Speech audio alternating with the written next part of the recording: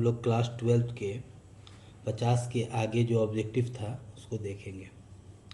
हमारा पहला क्वेश्चन है, मानव भूगोल का आरंभिक स्वरूप किस सिद्धांत पर आधारित था? तो आंसर होगा डिटर्मिनिज्म पर आधारित था। मानव भूगोल के अंतर्गत किसका अध्ययन नहीं किया जाता है? तो मानव भूगोल के अंतर्गत ग्रहों की गति का अध्ययन नहीं किया जाता है। जीआई का पूर्ण रूप क्या है? जीआई का पूर्ण रूप है ज्योग्राफिकल इंफॉर्मेशन। मानव भूगोल का सबसे पहला चरण क्या कहलाता है? मानव भूगोल का सबसे पहला चरण डिटर्मिनिज्म कहलाता है। फ्रेडरिक रेडजेल ने कौन सा सिद्धांत प्रतिपादित किया? फ्रेडरिक रेडजेल ने डिटर्मिनिज्म का सिद्धांत प्रतिपादित किया। मैन एनवायरमेंट रिलेशनशिप का अध्ययन किस भूगोल में किया जाता है? मानव भूगोल में किया जाता है। किस भूगोलवेत्ता को आधुनिक मानव भूगोल का जनक माना जाता है? फ्रेडरिक रेडजेल को आधुनिक मानव भूगोल का जनक माना जाता है। संभाव्यवाद किस बात पर बल देता है? मानव की प्रधानता पर बल देता है।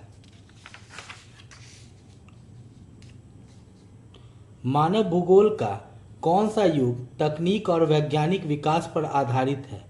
आधुनिक युग। मानव भूगोल किसका एक भाग है?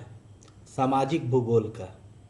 मानव भूगोल में किसका अध्ययन विशेष रूप से किया जाता है? मानव भूगोल में मानव क्रियाओं का अध्ययन किया जाता है विशेष रूप से। संभाव्यवाद सिद्धांत का जन्म किस देश में हुआ? फ्रांस में हुआ। किस देश में हुआ? फ्रांस में। मानव भूगोल में जीआई का उपयोग किस लिए किया जाता है? भौगोलिक तथ्यों को स्पष्ट करने के लिए जीआई का उपयोग किया जाता है। मानव भूगोल का आधुनिक काल कब प्रारंभ हुआ? 19वीं सदी में। निम्न में से कौन मानव भूगोल की शाखा नहीं है? तो मानव भूगोल की शाखा खगोल भूगोल नहीं है। जीआई में कौन सा साधन शामिल होते हैं? तो जीआई में तालिका शामिल होता है, मानचित्र शामिल होता है, ग्राफ भी शामिल होता है, यानी उपरोक्त सभी। डिटर्मिनिज्म सिद्धांत किस पर बल देता है? तो पर्यावरण की प्रधानता पर बल देता है। संभववाद के अनुसार मानव क्या कर सकता है? पर्यावरण को अपने अनुकूल बना सकता है। जीआई का मुख्य लाभ क्या है? जानकारी को सरलता से समझाना। मानव भूगोल किस विषय के अंतर्गत आता है? मानविकी के विषय के अंतर्गत आता है। किस भूगोलवेत्ता ने मानव भूगोल को सांस्कृतिक भूगोल कहा है? एलन चिज़होल्म ने कहा है। मानव भूगोल किसके अंतर्गत आता है? सामाजिक भूगोल के अंतर्गत आता है। डिटर्मिनिज्म शब्द का अर्थ क्या है? पर्यावरणीय निर्धारण। किस सिद्धांत में कहा गया है मनुष्य पर्यावरण का दास है? पर्यावरणीय निर्धारण में कहा गया। संभाव्यवाद के जनक माने जाते हैं लुसियन फेवरे। किस काल में मानव भूगोल में तकनीकी विकास को महत्व दिया गया है? तो आधुनिक काल में। मानव भूगोल की कौन सी शाखा धर्म, भाषा और जाति का अध्ययन कराती है? सांस्कृतिक भूगोल। संभाव्यवाद सिद्धांत में किस बात पर बल देता है? मानव की स्वतंत्रता पर बल देता है।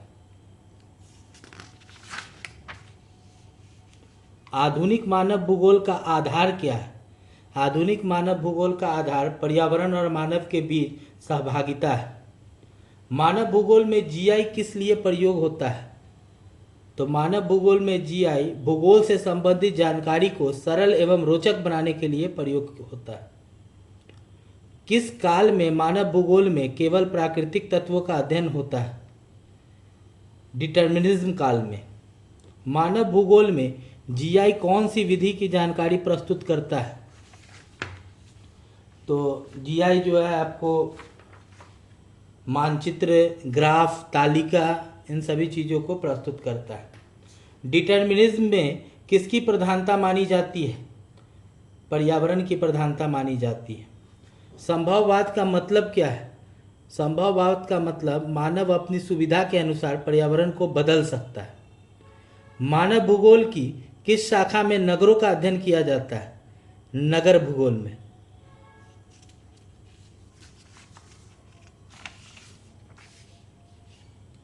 मानव भूगोल में जनसंख्या का अध्ययन किस शाखा के मानव भूगोल में जनसंख्या का अध्ययन किस शाखा के अंतर्गत आता है? तो जनसंख्या भूगोल। किस भूगोलवेत्ता ने कहा मनुष्य पर्यावरण का गुलाम है? फ्रेडरिक रेडजेल ने कहा। मानव भूगोल के प्रारंभिक काल को क्या कहा जाता है? डिटर्मिनिज्म काल कहा जाता है।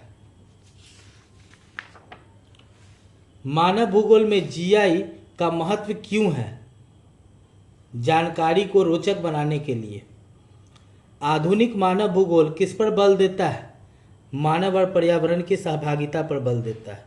संभववाद सिद्धांत का समर्थन किसने किया था? लुसियन फेवरे ने किया था। किस सिद्धांत में माना गया मानव पर्यावरण का दास है? डिटर्मिनिज्म।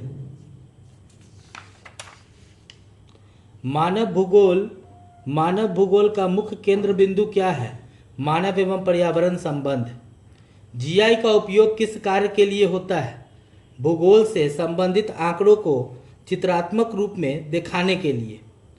मानव भूगोल किस काल में आधुनिक स्वरूप में आया? तो 19वीं शताब्दी में। आधुनिक मानव भूगोल का मुख्य आधार क्या है? आधुनिक मानव भूगोल का मुख्य आधार मानव और पर्यावरण की सहभागिता है। किस शाखा में उद्योग, व्यापार और कृषि का अध्ययन होता है? आर्थिक भूगोल। किस काल में तकनीकी विकास में मानव भूगोल को प्रभावित किया? आधुनिक काल। मानव भूगोल के कितने प्रमुख युग माने गए हैं? 3।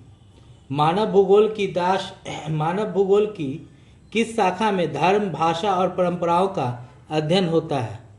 तो सांस्कृतिक भूगोल के अंतर्गत।